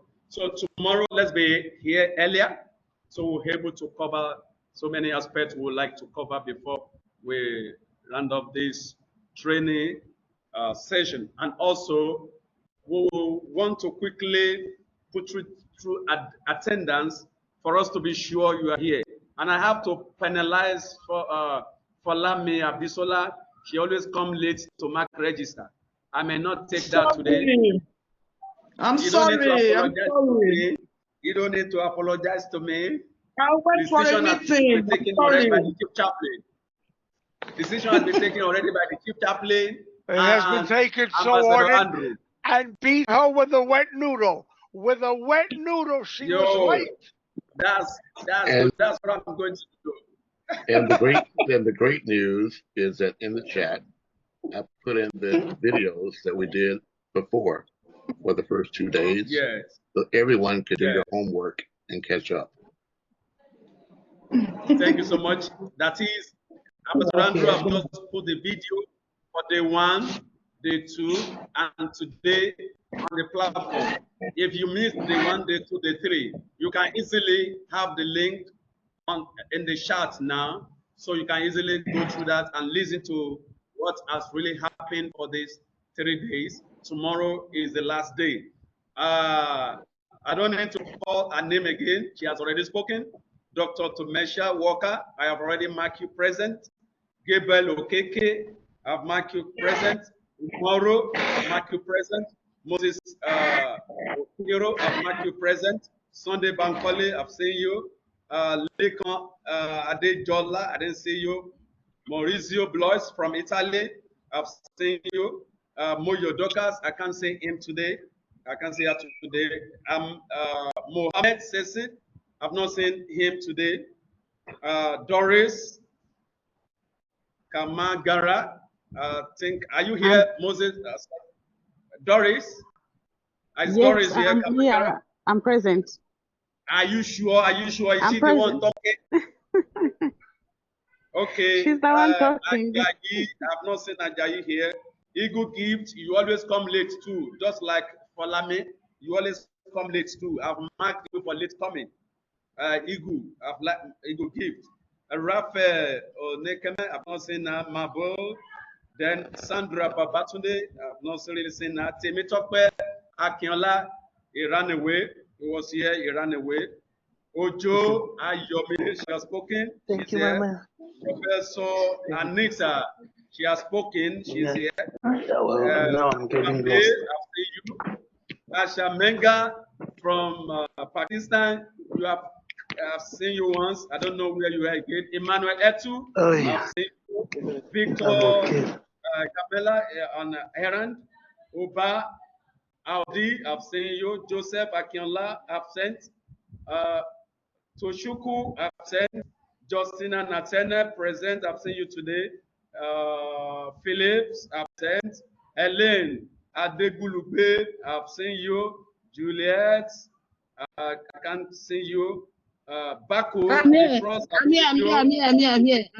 Juliet. Who is here? Juliet. Juliet what? I clarify. And then you said Juliet Jewel today. So sorry, that I might not be didn't change acceptable. I've told you to always enter your name. Put your name that we're going to recognize. I forgot. You put Julie today. Juliet Julie. And not to qualify. Then Akama, I've seen you, sir. Asena, I cannot see you. Pascal, I can't see you today. Veronica, you are not here today. Gobara, Pula, I've seen you today. Are you here? Okay. Abedne, I can see you. Peace. Namaze, I've seen you. Ajayi Timothy, present. Folame, Abisola, absent. Opane Deborah, absent. I'm here. Are you sure? Yes, Are you sir. sure? I'm very Is she the sure. one talking? Yes, I'm planning to get the Late comer, absent. Late comer, absent. Don't do that, please. Akitayo Fumilayo. Akitayo Fumilayo. Is she here?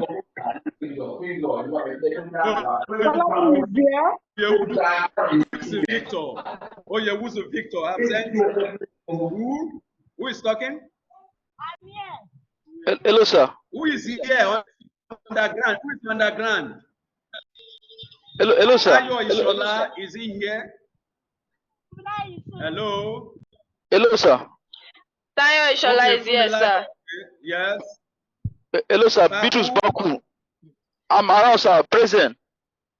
Present? Yes, sir. Okay, present. Yes.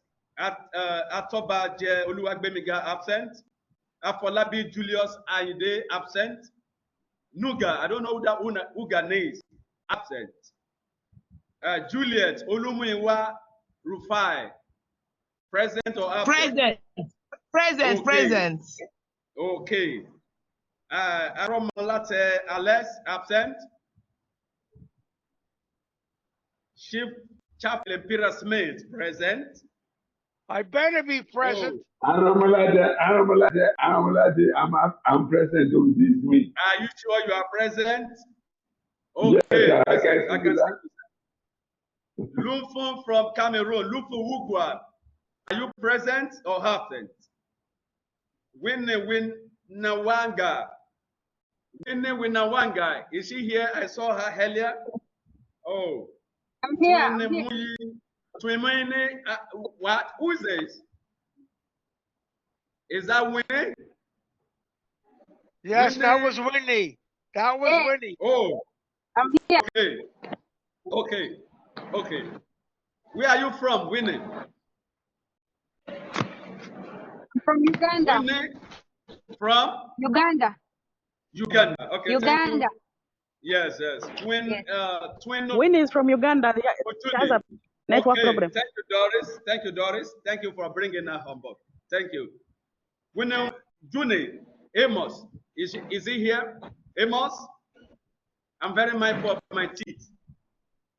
Twino Mu Juni. Are you here with us? Okay. I saw you today, but I don't know. Yusuf from Lion. Yeah. Amos is from Uganda, but they have a network problem. Okay, I saw him. That's why I put down his name. Awulo Bola. Awulo Bola, are you here? Awulo? Festus Obago? Oyekunle Elizabeth. Present. Please Yes, present. Obago. All right, thank you. Yes. Oyekunle Elizabeth, are you here with us? Here. I'm here. Okay, I'm here. Here. Okay. Who is that here? Is that Oyekunle Elizabeth? Yes. Okay. Yes. Correct. Present. Yes. And Dr. Kalibi, present for today. Then Kasmira Jida, are you here? Okay. I've already written your name. Is anyone here that have not heard Israel name? Is anyone here that have not heard Israel name? Hello, sir. Yes, sir. Who is that? Baku. I have called you and I've marked you present. Thank you, sir. All right. So thank you so much, everyone, for joining us. Tomorrow, as we are reviewing what we have done so far, and also we are going to kind of have a kind of brief test tomorrow. We may ask you what is goal 2 of the SDG, what is goal 4 of the SDG. That is what we are going to do tomorrow. Before we round up this show, you must quite know the goals of the SDG, and you must able to tell us what SDG 4, the goals 4 talk about, goal 6, goal 8, goal 9, goal 10, and where you are willing to fit into the business of the sustainable development goal. So today we have to say thank you to our facilitator, His Excellency Honorable Dr. Andrew Williams Jr., for taking us this far, and he has also given us opportunity for the continuity of this program. Thank you, Your Excellency. We salute your courage and love for WHOPE, and also our distinguished humanitarian ambassadors across the globe. NS Akinola is here. He has issue with his network, sir. Who is Akinola? It's present. Akinola Who is Temitope. Is that why you are interrupting me while talking. Oh, sorry, sir. You have to be penalized for that, and that's just $200. Have to be paid to the organization's account for divine pardon. Do you get that? For divine pardon, you pay $200 to our account, so your sins can be forgiven easily. Well, So, you left out Iulu Bolu, whose hand is raised. So does that mean we have to pay I him think $200? he's trying to say is present. Awulu Bola, are you trying to say you are present, or you have a question? Or objection overruled, or objection sustained? Awulu Bola, objection sustained or objection overruled, present or absent? Why do you raise up your hand? Awulu Bola.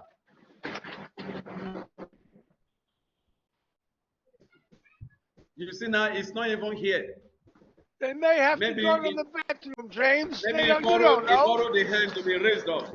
James, they got to go to the Awulu Bola. bathroom, maybe. Okay, no problem.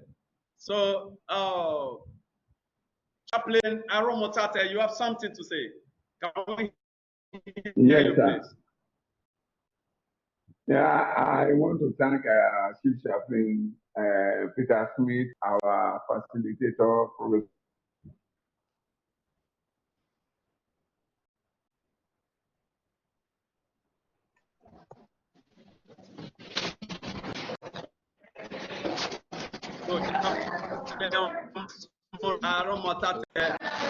You are going to get a better network, so you're able to say whatever you have to say. So let me quickly continue with this. Tomorrow is going to be a wonderful day when we're going to round up the program. So thank you everyone for joining us. And I would like to leave this with His Excellency Andrew Williams Jr. If you have anything to say, to just round up this program. Chaplain Aromatete, are you back? I'm back. Please, can we hear you briefly? I said, I want to thank you, firstly, and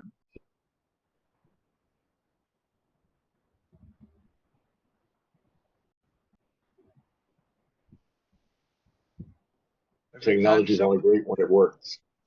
Every time he goes to give me a compliment, somehow or another he gets muted and I lose my compliment. I'm going to cry over this. He does what the same thing happened. So, Your Excellency Andrew Williams Jr., please, it's over to you. Okay, well, thank you so very much. I can't express to you how excited I am about the way this is developing. So it's I who want to thank everyone here that's attended, but I also want to ask you, if you have not already done so, to go to www.w-hope.org, the World Humanitarian Organization for Peace and Equity, and sign up as a volunteer. We are trying to build 10,000 new members, starting with you. So with that, I want to thank everyone here.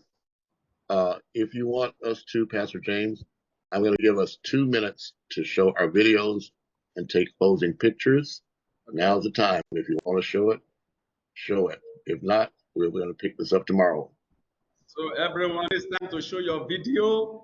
We want to see your face because we want to take a picture. Show your video. So we want to take a picture. Who is taking that place? James, the last time I showed my face, you took my picture out of the thing. That's not fair, James. I know how you are. Andrew, you got to protect me, Andrew. James is picking on me. Come on. Professor Anita, are you taking pictures? Professor Anita, are you taking pictures too? I can Let's take a picture picture, wherever you are. sir. Yes, Take sir. picture and share with me. Dr. Gerard, please take pictures, share with me too. I will not be the one doing everything. That's why you are there. That's why you are there to help me out. Please take picture and share with me. That's what Dr. happens Anita, when take somebody. picture. That's Dr. what Walker, happens. take picture. Somebody gets old. They don't want to do video. much work. Let's see the video. Take pictures. Yes, take picture. Take pictures. Hey, Show your cameras. James, that's what happens when you get old. You don't want to do so much work anymore. We understand, James. We understand. Ambassador, Chief Chaplain, I will not take you. I will not take your picture. I'm going to remember that, James. Wait till you see the new picture I'm going to put up about you on Facebook. Oh, you're going to laugh at that one. Okay, well, please unmute yourself. Sorry. Show your camera. Let's take the picture. Let's show that you were here. Yeah, busy. The baby say, "Ma worry." Please, you are on here. Unmute yourself. Chaplain Elaine, unmute yourself, please. Unmute yourself. Unmute yourself, Chaplain Elaine. Don't come here with your Mute yourself. Mute yourself. Mute yourself, please. Don't come here with your apple. Okay, let's give beautiful smiles. Beautiful smiles with beautiful faces. Beautiful faces with beautiful smiles. Give the smile, please. Cheese. Let's have wonderful pictures. Wow, yes, yes. Take your picture as well. Take pictures. Merry Christmas. Give Chaplain. You know you are old already. You know you are old already. So thank you everyone for joining us. I can see beautiful faces and some faces today. This is a lovely day. Thank you everyone for joining us. Wherever you are, you can wave your hands. You can wave your hands. Tomorrow, let's be here earlier into this program. So thank you everyone for this wonderful program we had today. Love you all. Love you all. Love you all. Thank you for joining us. Bye. Yeah. Thank you. Thank you everyone. Thank you. Bye. Thank you. Bye-bye. Bye.